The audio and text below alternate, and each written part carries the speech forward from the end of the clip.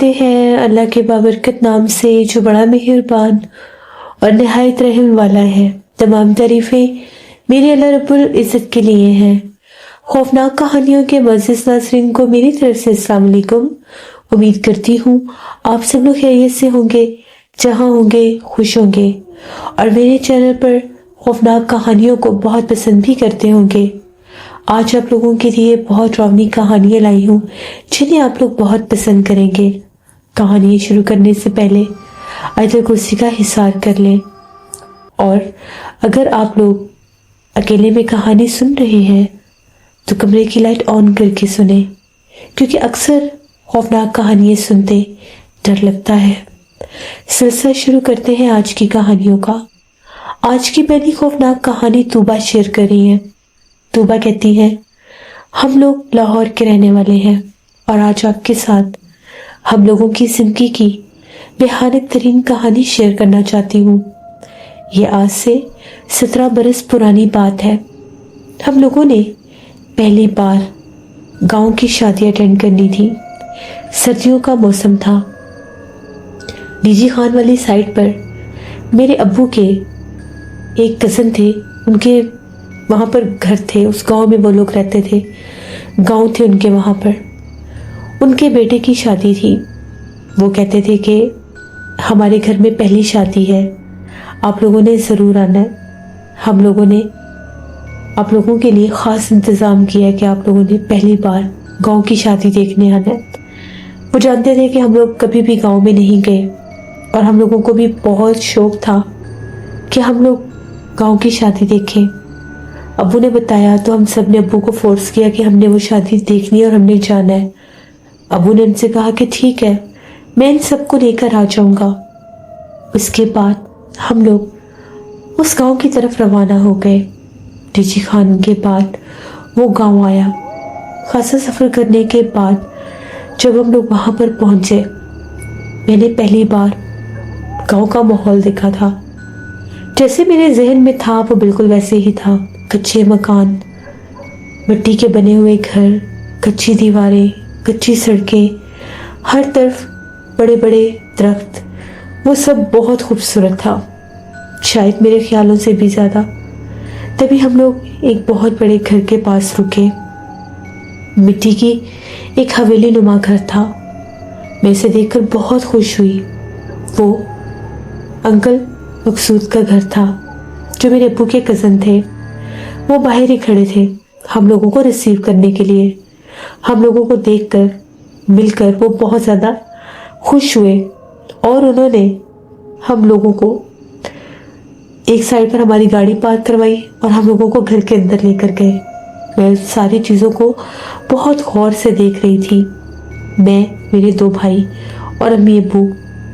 मेरे भाई एक 2 बार पहले भी अब्बू के साथ इस गांव में आ चुके थे, इसलिए उनके लिए ये सब इतना ज़्यादा हैरान कुन नहीं था जितना मेरे लिए था। सबसे मिले, बहुत अच्छा लगा, सब बहुत अच्छे लोग थे। अभी शादी में कुछ दिन बाकी थे और अभी इतने मेहमान भी नहीं आए थे। शायद हम लोग ही वो पहले मेहमान थे, क्योंकि अगले दिन से सभी मेहमानों ने आना था। फिर हम लोगों को एक कमरे में वो लोग लेकर गए। मिट्टी का बरामदा था जहाँ पर एक बहुत खूबसूरत कमरा था।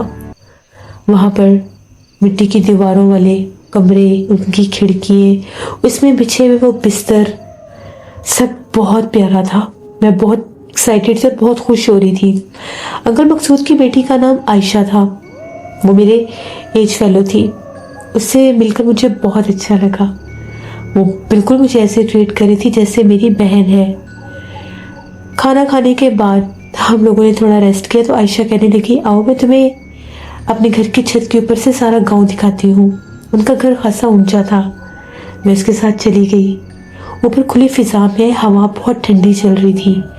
आसपास घने दरख्त भी थे और मैं हर तरफ वो खुले मैदान, खेत खलियान, वो सारी जगह देख रही थी। मुझे बहुत अच्छा लग रहा था।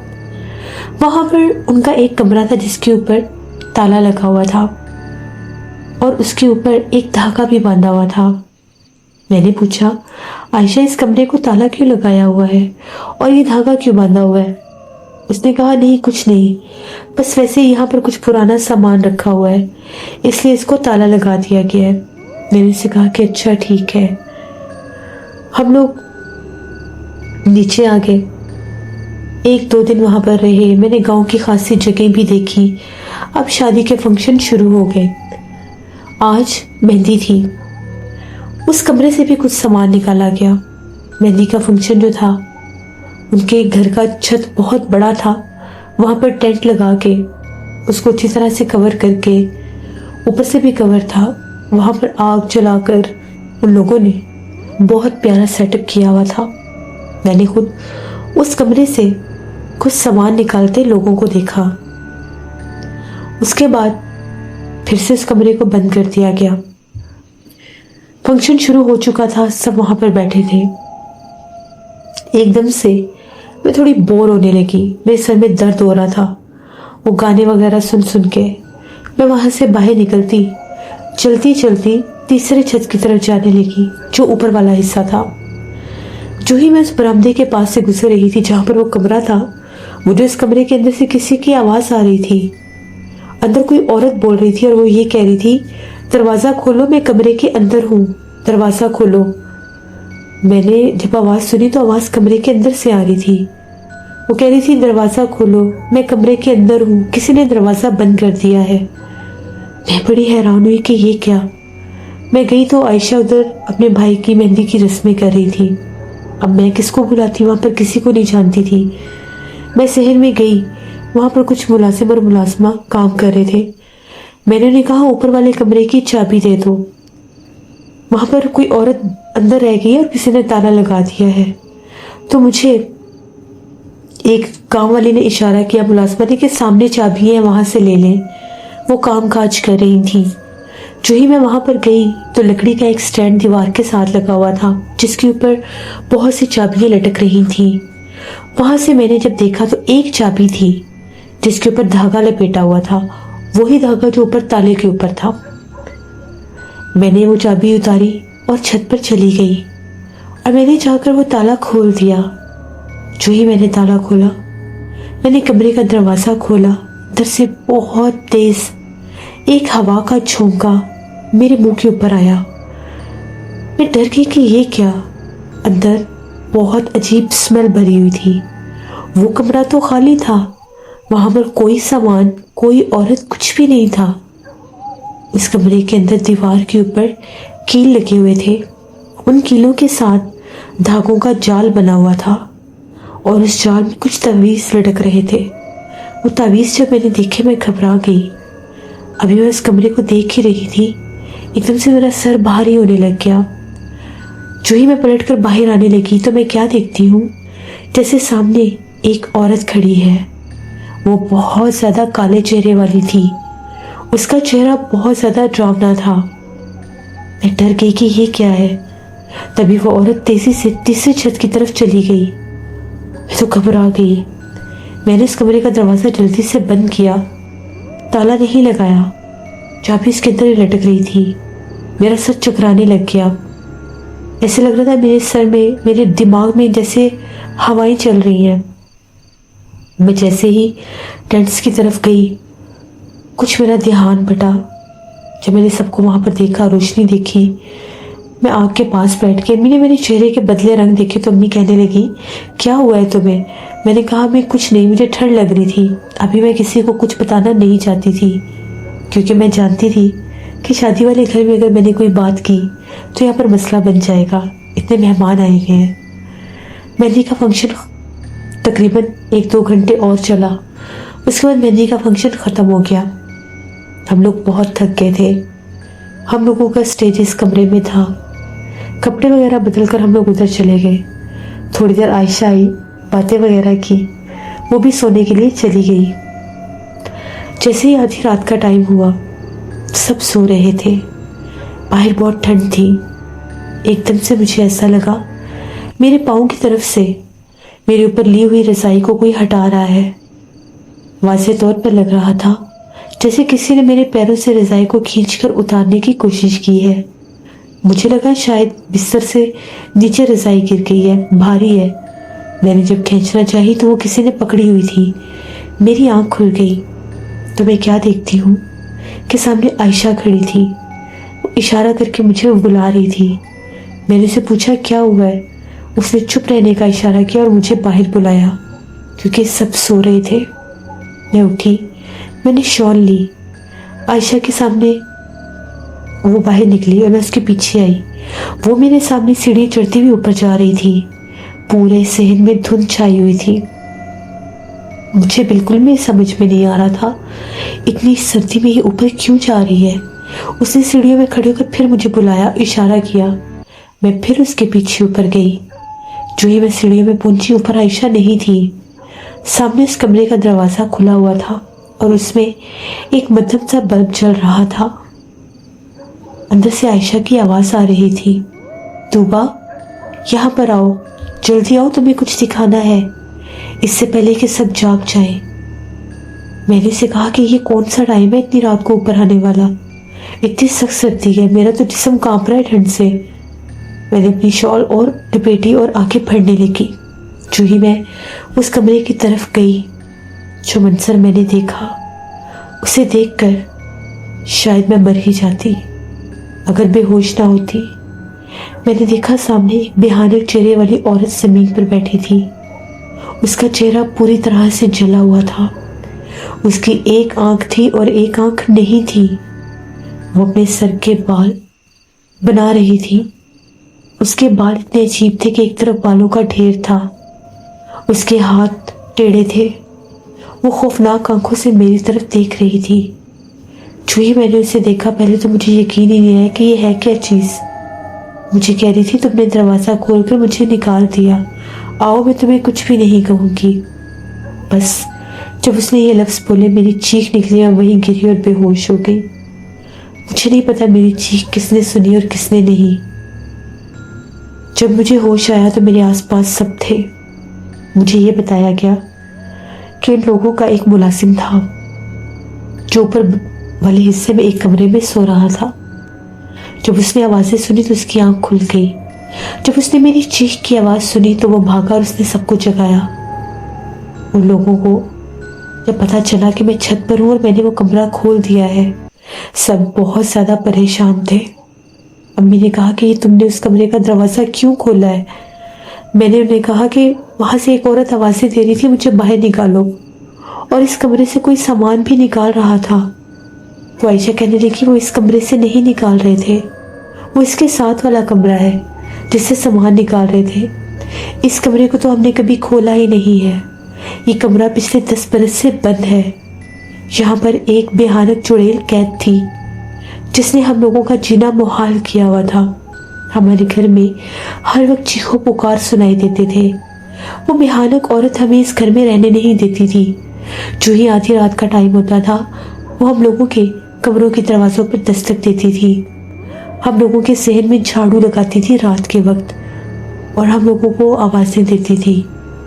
जब भी वो ऐसा करती थी, हम में से कोई ना कोई बीमार हो जाता था या हम लोगों का कोई नुकसान हो जाता था। फिर एक बहुत बड़े आमिल ने बताया कि इसका बसेरा ऊपर वाले कमरे में है। वहाँ पर उसने 1-2 बार मेरे भाई को भी डराया था। भाई ऊपर वाले हिस्से में सो रहे थे तो ये भाई के कमरे में आकर बैठ जाती थी। भाई बहुत बीमार रहने लग गए। जब गौर करते थे तो गायब हो जाती थी। फिर उन बुजुर्ग ने निशानदेही की थी उस कमरे की। वहाँ पर अमल करके इसको कैद किया गया था और तुमने उस कमरे का दरवाज़ा खोल दिया। इसीलिए उसके ताले और चाबी के ऊपर धागा था कि कोई भी उसको ना खोले। आयशा कहने लगी अब उसने तुम्हें देख लिया है, इसलिए वो तुम्हारे पीछे है। अम्मी, मुझे बहुत डर लग रहा है। मुझे नहीं पता था कि उस कमरे को खोलना भी है या नहीं। आयशा, मैंने तुमसे पूछा था ना कि इस कमरे पर ताला क्यों लगाया हुआ है, तो मुझे उसी टाइम बता देती। अगर मैं तुम्हें बता देती तो शायद तुम उस तजस्सुस में इसको खोलने की कोशिश करती या अंदर झांकने की कोशिश करती। उन आमिल ने कहा था कि जब भी किसी ने इसका ताला खोल दिया तो ये आज़ाद हो जाएगी और दूसरी बार इसको कैद करना इतना आसान नहीं होगा। हम लोग अभी सब जाग ही रहे थे। मेरा जिस्म कांप रहा था।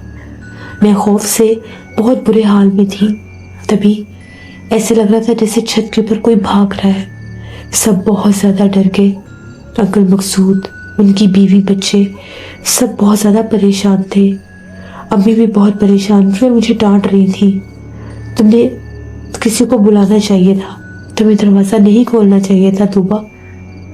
इसके बाद मेरी हालत बहुत अजीब होने लग गई। एकदम से मुझे शदीद गुस्सा आ गया और मैं अम्मी से भी लड़ने लगी और उन सबसे लड़ने लग गई और उन्हें कहने लगी मुझे बाहर जाना है, मुझे यहाँ पर गर्मी लग रही है, मुझे बाहर जाने दें, यहाँ पर सब है, मुझे नींद आई है, आप सब यहाँ से बाहर चले जाएं। मेरे ऊपर इस चीज़ का असर हो रहा था। अंकल मकसूद और उनकी बीवी कहने लगे इसके ऊपर जल्दी से पढ़ाई करो, इसके ऊपर वो चीज़ हावी हो रही है और अगर वो इस पर हावी हो गई तो फिर इतनी आसानी से इसको छोड़ेगी नहीं। शादी वाला घर था और भी मेहमान आए हुए थे, लेकिन वो दूसरे कमरों में सो रहे थे। घर खासा बड़ा हवेली नुमा था, इसलिए भी बाकी मेहमानों को पता नहीं चला था। अंकल मकसूद बेचारे ऊपर भागे और उन्होंने जाके उस कमरे का ताला दोबारा लगा दिया। वो बहुत ज़्यादा डरे हुए थे। जैसे वो कमरे का ताला लगा कर आई, मुझे ऐसा लगा कि कोई चीज़ मेरे से पीछे हटी है। मैं रोने लग गई। अगले सुबह मुझे बहुत सा बुखार था। आज उन लोगों ने बारात लेकर जानी थी। ना अम्मी बारात के साथ गई और ना ही मैं। वो सब लोग चले गए, मेरे अब्बू और भाई भी चले गए। हम लोग पीछे थी। हमारे पास कुछ मुलाजमा थी और एक तो बुजुर्ग औरतें। मैं कमरे में मेडिसिन लेकर सोई हुई थी। अम्मी मेरे पास ही लेटी थी, उनकी आंख लग गई। तभी वो कमरे में दोबारा आई। उसने मुझे आकर जगाया और कहने लगी तूबा आओ, मैं तुम्हें लेने आई हूँ, मैं तुम्हें अपने साथ ले जाऊंगी। जब उसने मुझे देखा और मेरी नज़र उस पर पड़ी, वो इतनी खौफनाक थी, इतनी भयानक थी। मैंने उसे बहुत पास से देखा। मेरी चीखें मेरे हलक में अटक चुकी थी। मैं कांप रही थी। पता नहीं कैसे मेरे गले से चीख निकली और मैंने अम्मी को आवाज़ दी। अम्मी फौरन से जागी तो वो कमरे से गायब हो गई। अम्मी ने लाइट चलाई, कुरान पाक मेरे पास रखा। मैंने अम्मी से कहा अम्मी मुझे वो चीज़ फिर नज़र आ रही है, मुझे बचा ले, वो मुझे मार देगी। जैसे शाम को वो लोग बारात लेकर वापस आए, अम्मी ने अब्बू को बताया। अंकल मकसूद ने कहा कि यहाँ पर एक बुजुर्ग है, उनके पास चलते हैं, अभी मेहमान खासे ज़्यादा है, सब मसरूफ़ है, इसको लेकर उनके पास चलते हैं। इतनी सख्त सर्दी में वो लोग मुझे लेकर एक बुजुर्ग के पास गए। घने दरख्तों में एक मिट्टी का घर था जहाँ पर मुझे लेकर गए। उनकी एक छोटी सी बैठक थी मिट्टी वाली। वहाँ पर वो बुजुर्ग चारपाई पर बैठे हुए थे और उनके पास कोयले जला कर रखे गए थे। बैठक वाली जगह खासी गर्म थी। मुझे वहाँ पर लेकर गए। उन कोयलों को देखकर मैंने चीखें मारनी शुरू कर दी। पता नहीं मुझे उनसे डर क्यों लग रहा था। मुझे ऐसे लग रहा था वो सारे अंगारे मेरे ऊपर गिर जाएंगे। वो रद्द-ए-अमल अजीब था। उन बुजुर्ग ने कहा कुछ नहीं होता, इसको अंदर ले आए। और मैं डरती डरती एक कोने में बैठ गई। उन्होंने पढ़ाई की और कहा कि अल्लाह का शुक्र है कि अभी वो इसके ऊपर हावी नहीं हुई, इसके जिस्म में नहीं आई। वो कोशिश कर रही है इसके करीब आने की, इसके जिस्म में आने की। इसके पास कोई ऐसी चीज़ है जिसने इसको बचाया हुआ है। मैंने शुरू से गले में अल्लाह के नाम वाला लॉकेट पहना हुआ था। उस लॉकेट ने मुझे बचा लिया, जो मेरे जिस्म में उतर नहीं रही थी, मेरे जिस्म के अंदर नहीं आ पा रही थी। तभी तो वो मुझे बार बार बुलाने आती थी। उन बुजुर्ग ने दम किया, पढ़ाई की और एक तावीज़ मुझे दे दिया और कहा कि इस लड़की को कल यहाँ से ले जाएं और वो जो कमरा है उसको बंद कर दें, दोबारा उस कमरे को कोई ना खोले। वो यहाँ से निकल चुकी है, आपके घर में नहीं रुक सकती, क्योंकि आपके घर में हिफाजत का तावीज़ है। वो वहाँ से चली जाएगी। अब वो किसी और को अपना निशाना बनाएगी। जो कोई भी उसको मिल गया इस लड़की के करीब भी नहीं आएगी। लेकिन अब वो गांव में आज़ाद है। अंकल मकसूद लोग मुझे वहाँ से ले आए। अगले दिन हम लोगों ने वापस आना था। दोपहर में ही वलीमे का फंक्शन हो गया था। कुछ मेहमान चले गए और कुछ मौजूद थे। मुझे अभी भी बुखार था, मेरी हालत बहुत ख़राब थी। मैं सबसे बहुत ज़्यादा शर्मिंदा थी, लेकिन मुझे पता नहीं था कि ये सब कैसे हो गया। जब से मैंने गले में तावीज़ पहना था मेरी हालत कुछ बेहतर थी। वो खौफ और वो अजीब सी कैफियत अब नहीं हो रही थी, ना ही गुस्सा आ रहा था। फिर हम लोग वहाँ से वापस आ गए। मैंने तौबा कर ली कि मैं कभी भी उस गांव में वापस नहीं जाऊंगी। कुछ अरसे के बाद, तकरीबन 10-15 दिन के बाद, मेरी हालत कुछ नॉर्मल होना शुरू हुई, वरना मैं सो नहीं सकती थी। मुझे डरावने ख्वाब आते थे और मैं अपने आप को उसी कमरे में देखती थी। मैंने हर वक्त वज़ू में रहना शुरू कर दिया, 5 वक्त की नमाज शुरू कर दी, कुरान पाक पढ़ना शुरू कर दिया। तब जाकर वो चीज़ मुकम्मल मेरे से पीछे हटी। अंकल मकसूद का फ़ोन आया था। वो बता रहे थे कि गांव में अक्सर लोग शिकायत करते हैं कि एक खौफनाक औरत हमें नजर आती है। उसको बहुत बार गांव के एक वीरान कुएं के करीब देखा गया। और अंकल मकसूद ये भी बता रहे थे कि गांव में एक बहुत बड़े आमिर बुजुर्ग हैं जिनका ये कहना है कि वो उसको हमेशा के लिए उसी कुएं में कैद कर देंगे। ये कहानी थी उस पुराने गांव की जहाँ पर हम लोग वो शादी अटेंड करने गए और मेरे से इतनी बड़ी गलती हो गई कि मेरी वजह से वहाँ से वो मखलूक आज़ाद हो गई और फिर उसने मुझे बहुत डराया। मैं सोचती हूँ कि जब वो चीज़ उनके घर में मौजूद थी वो लोग वहाँ पर कैसे रहते होंगे। मैंने उसको लाइव अपनी ज़िंदगी में 2 बार देखा। वो इतनी भयानक चीज़ थी और अभी भी वो अपने असल रूप में नहीं थी। अभी भी वो अपने उस रूप में थी जिसमें वो अपना आप जाहिर कर सकती हैं। ये मेरी एक कहानी थी। अब मैं ठीक हूँ, लेकिन कभी कभी बहुत डर जाती हूँ। आप लोगों से यही कहूँगी कि आप लोग कहीं भी किसी नई जगह पर जाएं तो खुद से कुछ भी करने से पहले किसी से पूछ लें। हम लोग नहीं जानते कि कहीं पर क्या कुछ हो सकता है। बहुत शुक्रिया तूबा आपका, इससे ये बात बिल्कुल ठीक है। किसी भी नई जगह पर जाकर खुद से किसी की चीज़ को नहीं छेड़ना चाहिए और ना ही कुछ ऐसा काम करना चाहिए जिससे कोई भी मुसीबत आपके लिए या किसी और के लिए खड़ी हो सके। ये थी आज की खौफनाक कहानी। उम्मीद करती हूँ आप लोगों को पसंद आई होगी। अपना फीडबैक मुझे ज़रूर दें।